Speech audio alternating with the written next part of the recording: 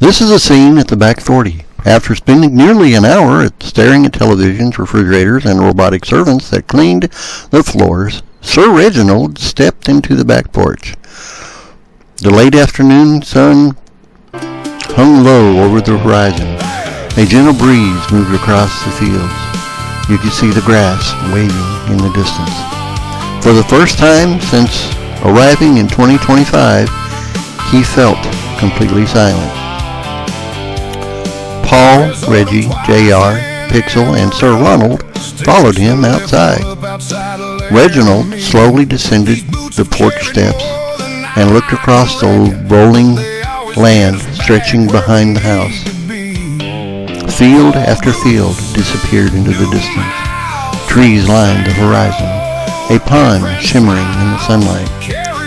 The knight removed the glove and rubbed his eyes. "Good heavens!" Paul smiled. "What is it?" Ronald pointed. "That! The pasture! Those my land!" Paul nodded. "About 1,000 acres. For several moments, Reginald simply stared. 1,000 acres, he repeated quietly. "Yes, my 1,000 acres. At best we can tell," the knight shook his head. "In my day, a man would spend years acquiring such holdings." Ronald laughed. "You spent years acquiring such holdings." "True, but I never imagined I would be standing upon them 7 centuries later." They began walking toward the fence line. Reginald stopped every few moments to take in the view. The open fields, the mature oak trees, the grazing cattle in the distance, the small tractors moving far away. Eventually he pointed toward one machine. "What manner of beast is that?" "Tractor," said Reggie. "It seems to be eating the field." "It works the soil." The knight nodded. "A metal ox." "Well, that's actually a pretty good description," JR admitted. As they reached the rise overlooking much of the property, Reginald stopped again.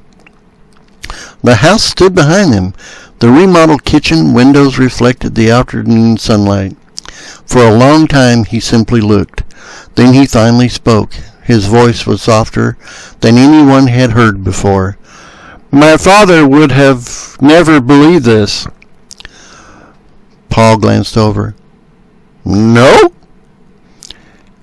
"He hoped I might someday, leave enough land for my children."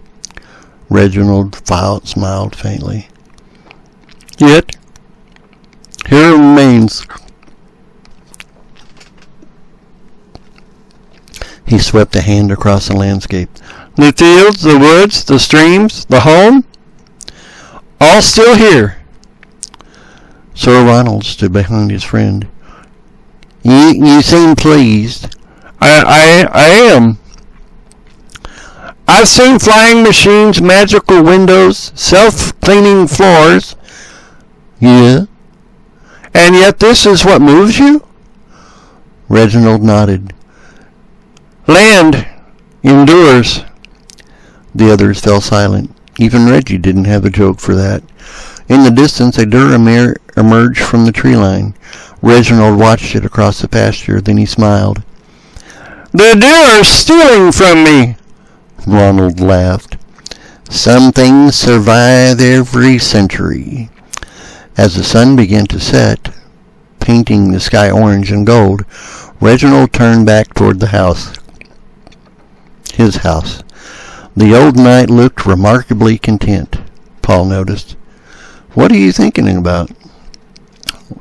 Reginald looked out over the 1,000-acre back 40 one last time. "I have seen the future." "And?" The knight smiled. "It appears my descendants did not squander everything." Reggie laughed. "Trust me, Sir Reginald, that's about the highest compliment a landowner can give." "Then they earned it?" With that, the old knight headed back toward the kitchen, eager to learn more about televisions, tractors, and whatever other wonders the 21st century had hidden inside his farm.